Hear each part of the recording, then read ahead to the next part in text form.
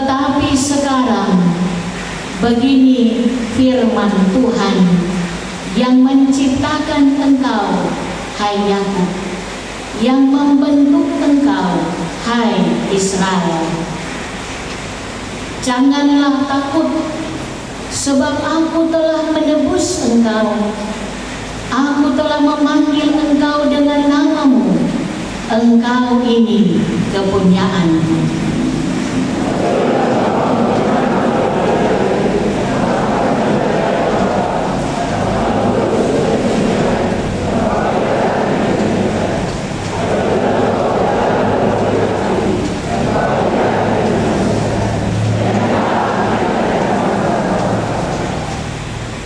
Sebab akulah Tuhan Allahmu yang Maha Kudus, Allah Israel, Juru Selamatmu.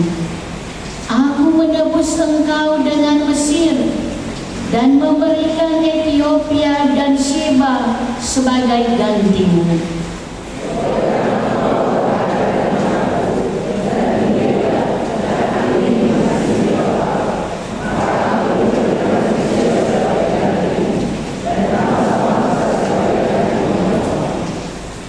Janganlah takut, sebab aku ini menyertai engkau. Aku akan mendatangkan anak cucumu dari timur, dan aku akan menghimpun engkau dari barat.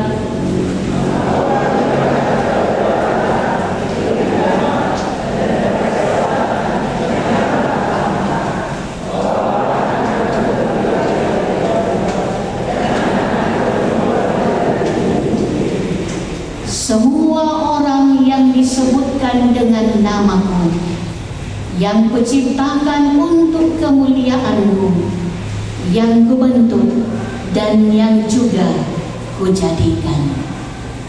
Sampai di sana bacaan firman Tuhan. Berbahagialah kita yang mendengar. Terimalah dengan lemah lembut firman yang tertanam dalam hatimu, yang berkuasa menyelamatkan jiwamu. Haleluya.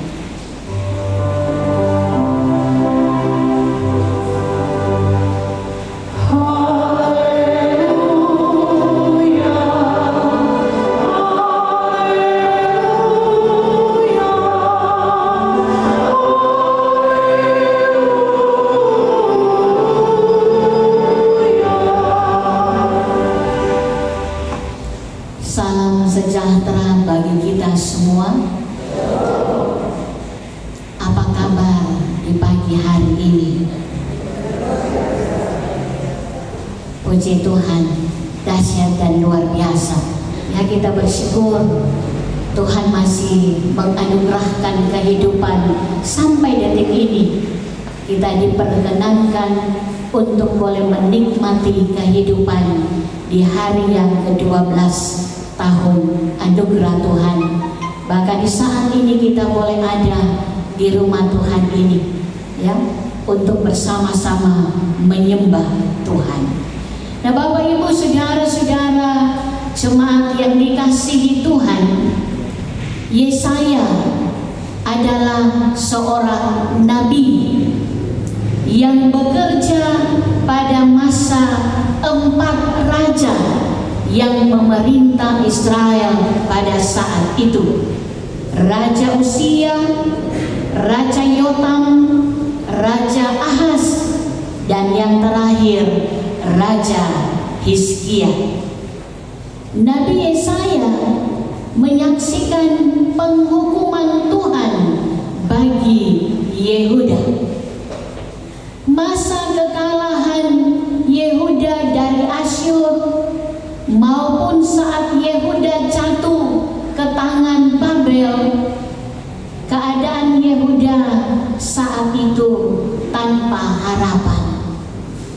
Mereka terbuang dari hadapan Tuhan, dan bait Allah yang menjadi simbol kehadiran Allah diruntuhkan. Bahkan tembok pun dihancurkan, tinggal puing-puing saja. Yehuda saat itu benar-benar terpuruk. Tak ada yang dapat menolong mereka. Bahkan ilah-ilah yang mereka sembah, yang membuat mereka pernah berkhianat dari Tuhan, sungguh tak berarti. Tak dapat menolong mereka, tak dapat melepaskan mereka dari penderitaan, dari penghukuman Allah yang melanda Yehuda saat itu. Dalam situasi itu berbagai pertanyaan muncul. Di manakah Tuhan? Masihkah Tuhan mengasihi Yehuda? Yehuda ibarat tanaman yang sudah kering dan hanya tinggal menunggu mati. Dan itu semua akibat pemberontakan mereka, akibat ketidaksetiaan mereka kepada Allah, sehingga Allah menghukum bangsa Yehuda. Kemudian muncullah Yesaya di tengah penderitaan Yehuda. Yesaya yang adalah perpanjangan mulut Allah menyampaikan nubuat tentang pengharapan, penghiburan, dan pemulihan atas umat Tuhan di negeri pembuangan. Tuhan menghukum Yehuda, benar, tapi Allah tidak membinasakan umatnya. Allah menjanjikan pemulihan kepada bangsa Yehuda dan membawa mereka kembali, yang terserap ke seluruh bumi akan kembali dikumpulkan. Ini nubuatan yang disampaikan oleh Nabi Yesaya. Tuhan melindungi dan menyelamatkan mereka di tengah penderitaan yang dialami oleh Yehuda. Firman Allah pun datang kepada mereka yang kita baca dalam bagian bacaan firman Tuhan di hari ini. Perhatikan ayat 1 bagian B. Di sana dikatakan, jangan takut, sebab aku telah menebus engkau. Ayat 2, Allah menyatakan bahwa Dia hadir dan menopang mereka. Ayat 3, di sana Allah berjanji akan melepaskan mereka dari kekuasaan Babel. Ayatnya yang kelima, sekali lagi di sana Allah berfirman, Allah akan memulihkan keadaan Yehuda dan penyertaannya akan berlaku secara turun-temurun. Sungai tidak akan menghanyutkan dan api tidak akan menghanguskan. Dan apa yang terjadi dengan kehidupan Yehuda? Allah benar-benar menepati janjinya, janji pemulihan atas umatnya. Semua dinyatakannya dan dibuktikannya, semua digenapi kepada umat yang dikasihinya. Mengapa? Mengapa Allah menggenapi janjinya? Sebab Yehuda adalah milik kepunyaan Allah. Sebab Yehuda sungguh berharga di mata Allah. Nah, Bapak Ibu saudara-saudara yang dikasihi dan diberkati Tuhan Yesus, dari peristiwa yang dialami oleh Yehuda dan dari bacaan firman Tuhan yang sudah kita baca di saat ini, maka ada dua hal yang perlu kita pelajari dari dalamnya. Hal yang pertama adalah Allah sangat mengasihi umatnya.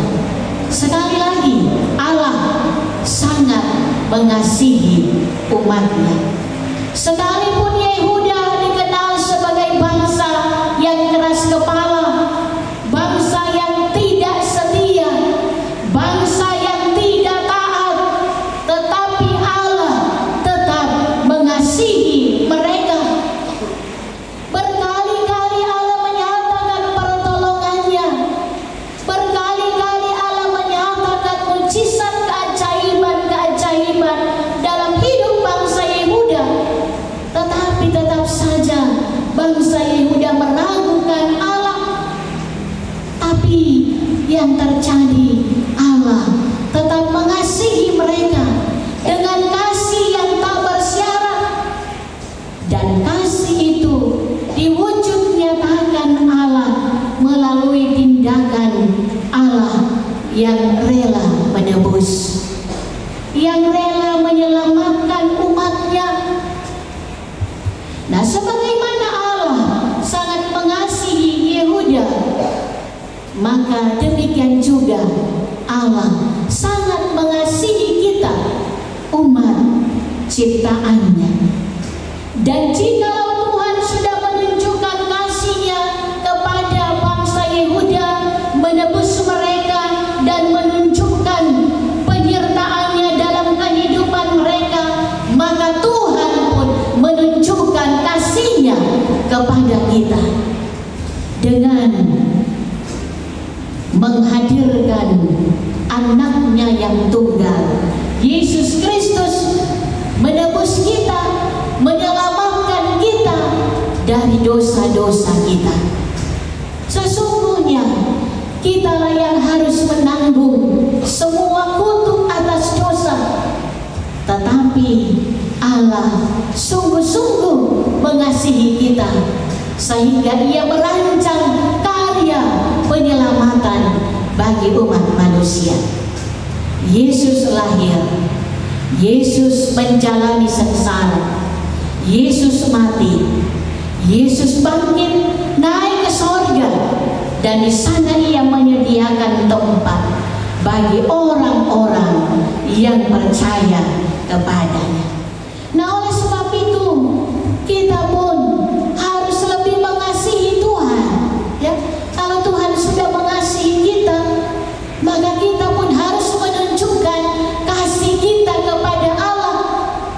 Dan kiranya di tahun 2025 yang Tuhan anugerahkan ini, kita bisa menunjukkan kasih yang lebih besar, yang jauh melebihi apapun kasih kita kepada Allah yang menyelamatkan kehidupan kita dan berusaha untuk menyenangkan hati Tuhan.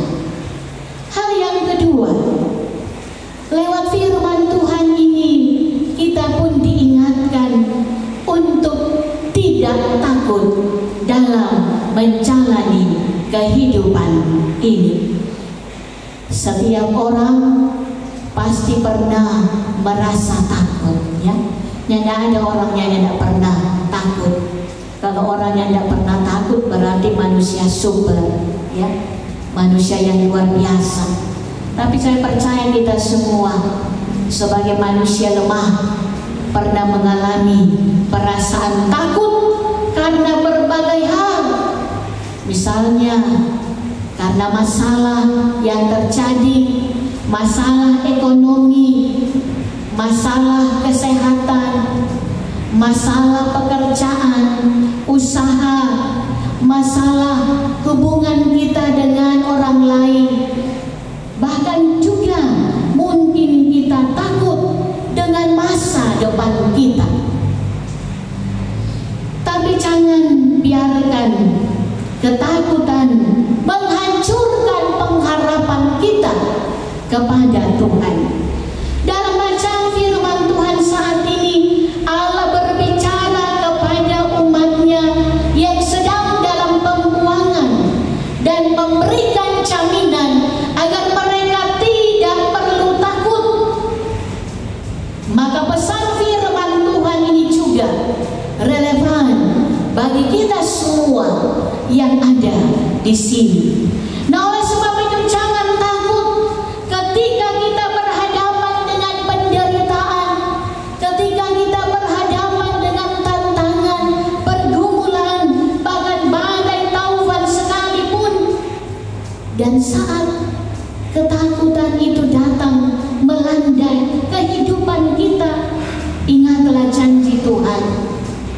bahwa Dia akan melindungi. Ingat janji Tuhan bahwa Dia akan menolong. Ingat janji Tuhan bahwa Dia akan memulihkan keadaan kita, sama seperti Dia memulihkan keadaan umatnya. Jika Allah sudah berjanji, maka Allah pasti menggenapi janji itu. Lalu apalagi yang akan kita takutkan? Apalagi yang akan kita khawatirkan dengan hidup ini, jika Allah benar-benar menggenapi janjinya dalam kehidupan kita? Sekalipun berjalan dalam perjalanan kehidupan yang penuh dengan beban berat sekalipun, Allah berkata, janganlah takut. Kita harus melewatinya. Kita harus berproses di dalamnya dengan berpengharapan yang sungguh pada kuasa Tuhan, bahwa kita pasti bisa melewatinya bersama dengan Tuhan, sebab tidak ada yang mustahil bagi Tuhan. Amin. Sampai kita merasakan janji Allah digenapi dalam hidup kita, tetaplah percaya dan tetaplah berpengharapan kepadanya. Sekalipun mungkin tidak ada titik terang untuk kehidupan atau masa depan kita, tetaplah percaya, sebab semua akan Tuhan nyatakan pada waktunya. Tuhan akan menyatakan kuasanya pada waktu yang Ia tetapkan, bukan waktu kita manusia, bukan berdasarkan waktu kita. Sebab terkadang kita menganggap waktu kita yang terbaik, ternyata tidak bagi Tuhan. Waktu Tuhan yang terbaik dalam kehidupan kita. Nah, Bapak Ibu Saudara, tidak terasa kita sudah ada di hari yang ke-12 tahun rahmat Tuhan 2025. Kita baru saja mengawali hidup dan masih begitu panjang perjalanan kehidupan di tahun 2025. 365 hari dikurang 12, masih begitu panjang untuk kita lewati. Mungkin ada di antara kita yang merasa takut, mungkin ada di antara kita yang merasa cemas, merasa khawatir, karena kita tidak tahu apa yang akan terjadi dengan kehidupan kita di sepanjang tahun 2025 ini. Mungkinkah kegagalan, mungkinkah kekecewaan, mungkinkah kesulitan di tahun 2024 akan terulang lagi di tahun 2025. Mungkin kita juga merasa khawatir, apakah di tahun 2025 ini bencana alam, kerusuhan, peperangan, kelaparan, dan semua hal-hal yang membuat kita khawatir, membuat kita takut, masih akan terjadi di tahun 2025. Tak ada seorang pun yang bisa menjawabnya. Ya, saya yakin tidak ada satu orang pun bisa menjawab apa yang akan terjadi di tahun 2025 ini. Sebab itu kita terkadang berada dalam ketakutan, kecemasan, kekhawatiran. Tapi saya mau katakan satu hal, bahwa satu hal yang pasti akan terjadi di tahun 2025 ini adalah penyertaan Tuhan akan tetap menjadi bagian kita. Itu hal yang pasti. Sebab Allah berjanji bahwa Aku akan menyertai kamu sampai akhir zaman. Itu berarti bahwa di tahun 2025 ini pun kasih setia Tuhan, penyertaan Tuhan, kemurahan Tuhan akan terus menjadi bagian kita. Sebab itu jangan takut. Ya, jangan bimbang, jangan khawatir dengan kehidupan kita, sebab ada Tuhan yang menjamin kehidupan kita. Masalah boleh-boleh saja terjadi, pergumulan boleh saja datang, kepahitan, keterpurukan akan menimpa kehidupan kita, tapi jangan sampai kita jatuh dan tidak bisa bangun lagi. Dan itu tidak akan terjadi, sebab Allah akan terus menopang kita.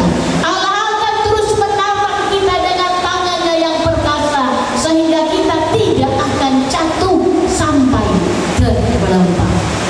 Nah, Bapak Ibu saudara-saudaraku yang dikasihi dan diberkati oleh Tuhan Yesus, jangan takut menghadapi masa depan, sebab Allah sungguh memegang kendali kehidupan kita. Percaya saja kepada janji penyertaannya, percaya pada janji pemeliharaannya di tengah badai sekalipun, tetap percaya, sehingga kita akan menikmati dan melihat kuasa Allah terjadi dalam kehidupan kita. Percayalah bahwa Allah tidak akan pernah meninggalkan umatnya. Sebab itu pegang janji Tuhan, ya. Pegang janji Tuhan untuk menjalani kehidupan kita di tahun yang baru ini. Jalani dalam iman bersama dengan Tuhan Allah, Sang Penolong sejati dalam kehidupan kita.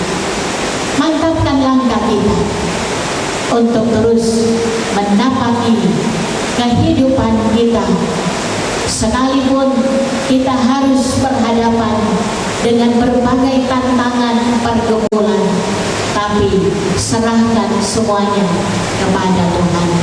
Seperti firman-Nya kepada umat Yehuda, jangan takut. Maka sekali lagi kita diingatkan, jangan takut, sebab Allah menyertai umatnya, Allah memelihara umatnya, Allah menyatakan kasih setia bagi umatnya sampai kesudahan zaman. Terpuji Tuhan, Allah yang selalu mengasihi kehidupan kita. Amin.